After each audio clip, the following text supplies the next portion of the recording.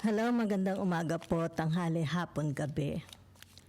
Sa elements ng water sign, Scorpio, Lola Baby nagpapakilala.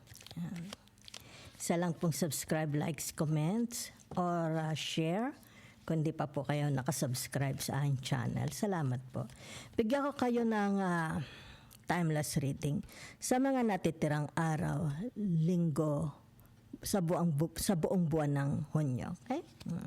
General po ito, hindi po ito personal. Okay?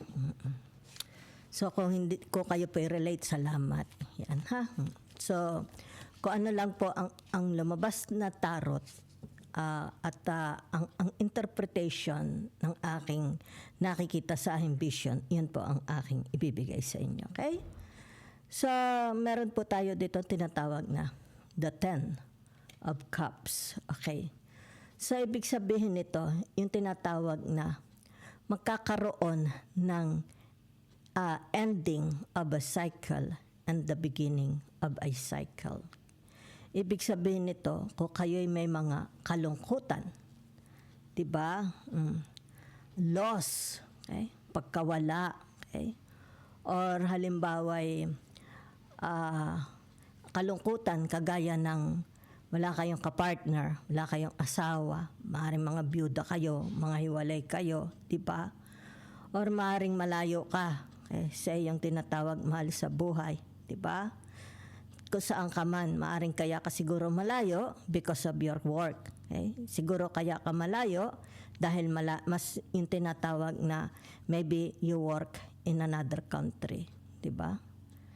Maaring baka kaya malungkot ka, nakakaranas ka ng tinatawag na kalungkutan, pag-iisa, isolation, is because maaring nasa isa kayong lugar na hindi ka pwedeng makaalis, di ba? Maaring sabihin na natin naka-confine ka sa ospital, maaring nakakulong ka sa kulungan, sa periso, di ba?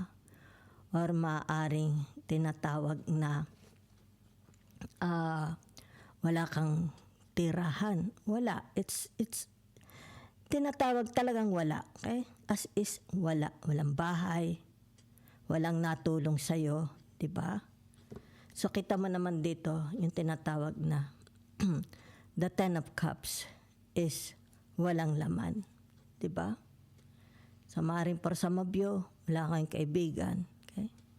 Maaaring dito, baong ka sa utang. Diba? Maaring dito, maaring may problema ka sa barangay, may problema ka sa Supreme Court.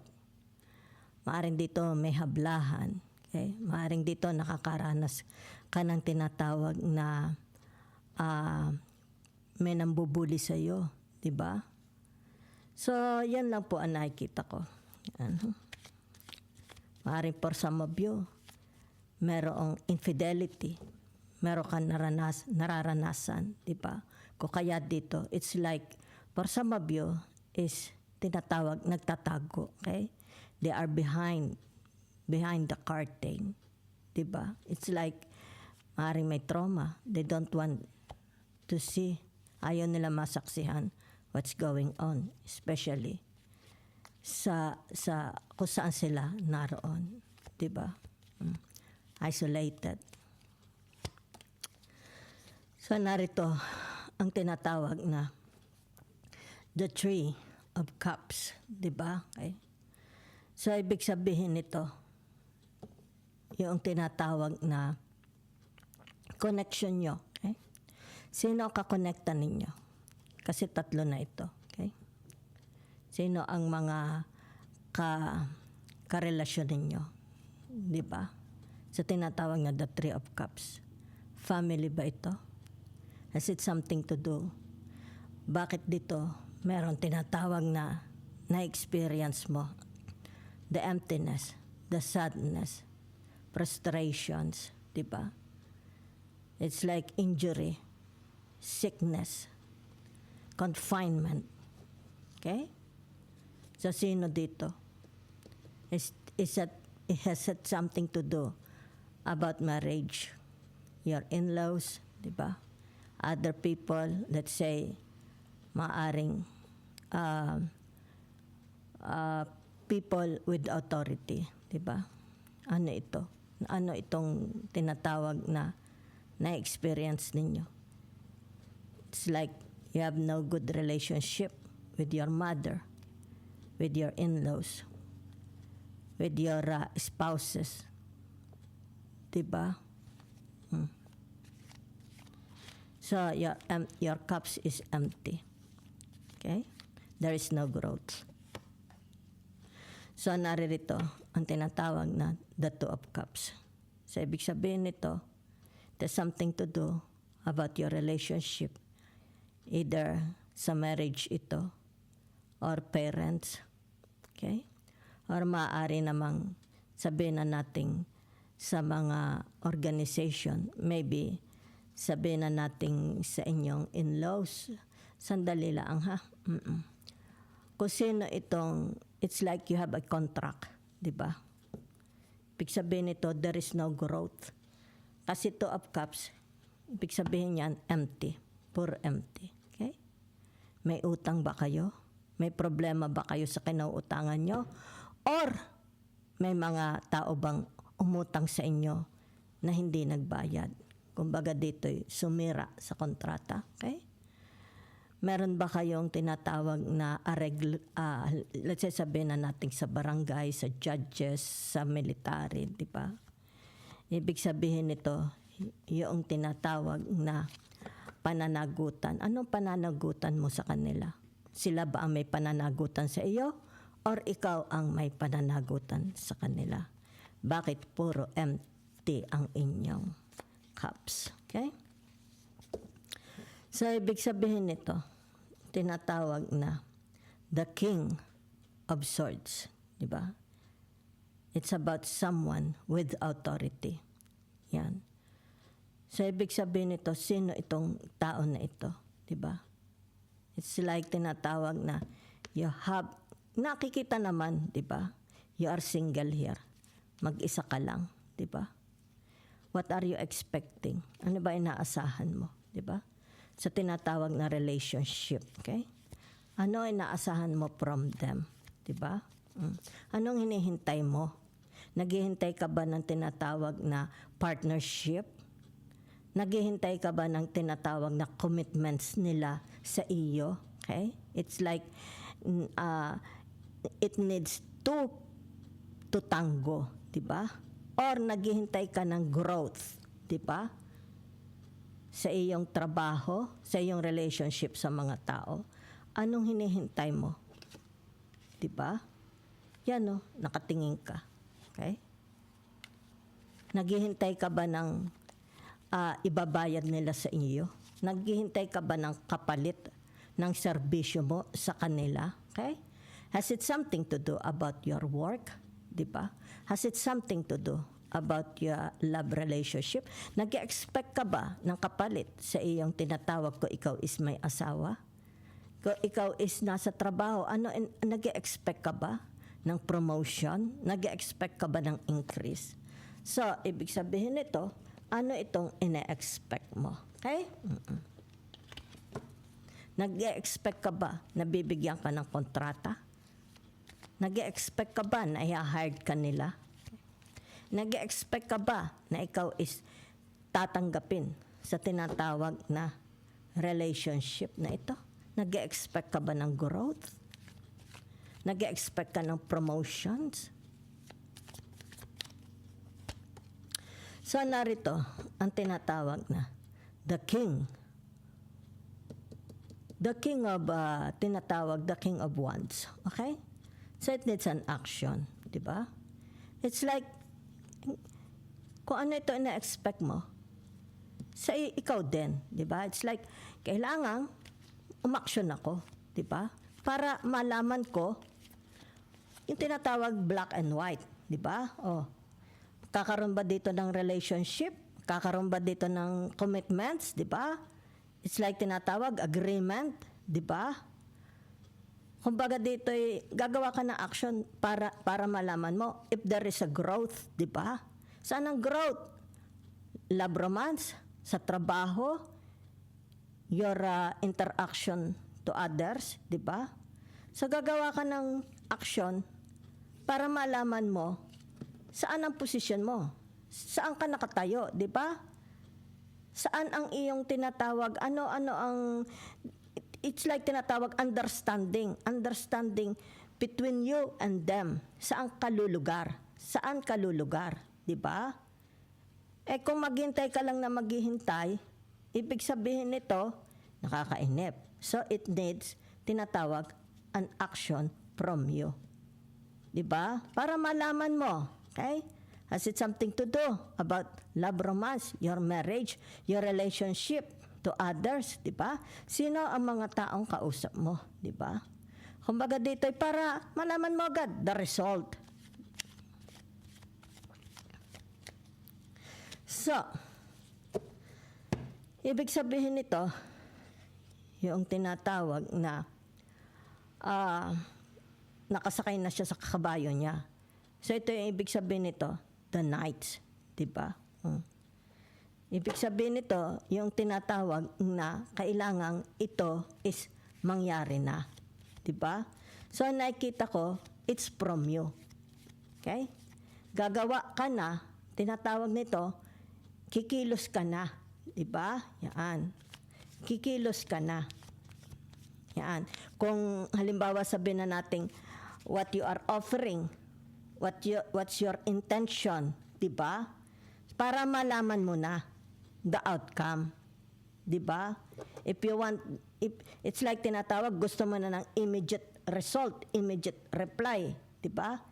Kaya ibig sabihin nito, ikaw na mismo ang paparoon. Para hindi ka tinatawag nakalutang sa ere, 'di ba? Naghihintay. Aaksyonan mo na. So, kung ano man itong aaksyonan mo dahil lumabas ang tinatawag na the Nine of Pentacles. Ibig sabihin nito, tinatawag na ipaprioritize ka na nila, 'di ba? Yan oh. Kasi narito yung tinatawag wandering. Di ba? Paghihintay. Kumbaga dito, yung tinatawag, yan. It needs an action. Di ba? Nagbabalak ka na. So, ibig sabihin nito, pupuntahan mo na. Di ba? Ibig sabihin nito, kung ano man ito, di ba? Yan. It's between you and them. Kasi narito, ang tinatawag, the Two of Cups, it's about relationship. Di ba? It's like, nag-iisa ka. Di ba? So ano mangyari? Ako ba'y tanggap sa trabaho? Ako ba'y sasagutin mo? Saan pupunta ang ating relationship? Diba? Ito bang marriage na ito is may makakaroon ng forever? Diba? Ito bang trabaho is magkakaroon ng forever? Magkakaroon ba ng tinatawag growth? Diba? Ito ba yung tinatawag na, sige, permahan na tayo sa kontrata. So ano ang tinatawag posisyon mo? Ano ang lagay mo? Yung tinatawag between you and them. Saan ka? Saan ka nakalugar? Diba? Yan. So, ibig sabihin nito, kung ano man ito mga nilalakad ninyo, diba? Sabihin, whatever. Ito yung tinatawag na kinakaharap mo, problema, diba? So, ibig sabihin nito, ipaprioritize kanila, diba? Kasi kumbaga dito, yung tinatawag na hindi ka na makapaghintay. Okay? Kumbaga dito'y iniisip mo na kailangan ito'y bigyan ng aksyon kung kaya nagparoon ka na. Ibig sabihin nito, dahil nagparoon ka, kung paparoon ka, di ba? Magkakaroon ng tinatawag na magandang magiging usapan, magandang resulta. At least malalaman mo ang pakay mo. It's like hindi ka na nakalutang sa ere. Hindi ka na maghihintay. Hindi ka na yung tinatawag na it's about your emotions, di ba? Yung alaala mo, maaalis yung alaala mo, yung iyong tinatawag worries, pangamba. Okay? So mapapalitan ito ng tinatawag na anong gusto mong sagot? Ito. Yan. Ito na ang sagot na matatanggap mo. So, ibig sabihin nito, hindi ka na maghihintay, hindi ka na mag-iisip, hindi ka na mapapanis, sapagkat ikaw is lumarga. Diba? Yan. Kung kaya dito, magkakaroon, malalaman mo the outcome, okay, from them. Saan, ibig sabihin niyan, saan ka lulugar. Alam mo na kung saan ka lulugar. Di ba? Oh. So, kaya lumabas dito, ilan ito? The 9 of Pentacles to the 8 of Cups. Di ba? So, magkakaroon dito ng tinatawag na aregluhan. Whatever it is, yun lang nakita ko. It's like tinatawag na magkakaroon ng growth. Di ba? Itong tinatawag na Pentacles, malalamnan. Di ba? It's like tinatawag, sige, magkakasundo na tayo. Magpipirmahan na tayo. Magkaintindihan tayo. That's between you and me. It's like tinatawag, tinatanggap mo. Alam mo ang tinatawag usapan. Alam mo ang gusto nila, alam nila ang gusto mo. Di ba? Kumbaga dito, sige, yan, gumawa na tayo ng tinatawag na sulatan, something like that.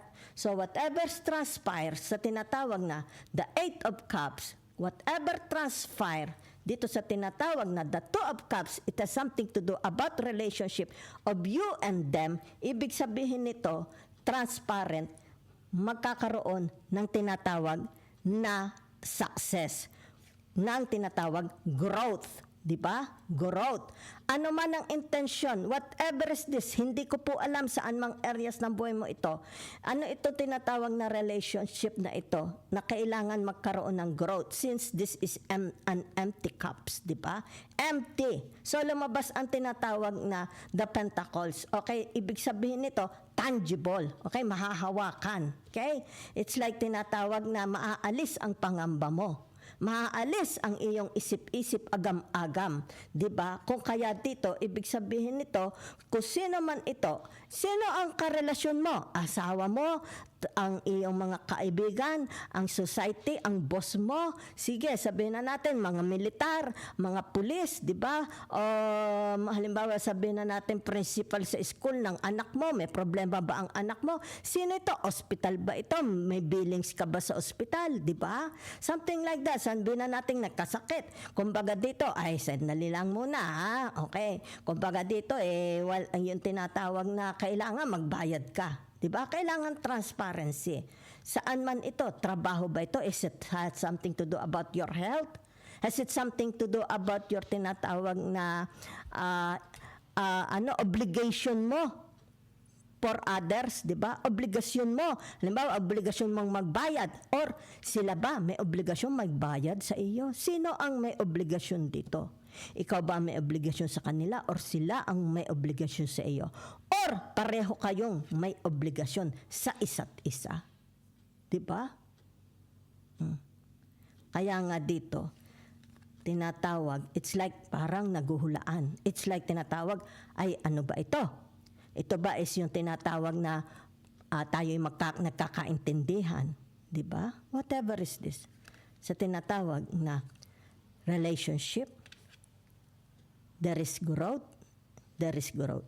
A relationship, ibig sabihin nito, pupunta sa fruition, magkakaroon ng growth, sapagkat lumabas ang the 9 of Pentacles. Ibig sabihin nito, paunlad, di ba? Pagyabong. So, ibig sabihin nito, magkakaroon ng satisfaction between you and them.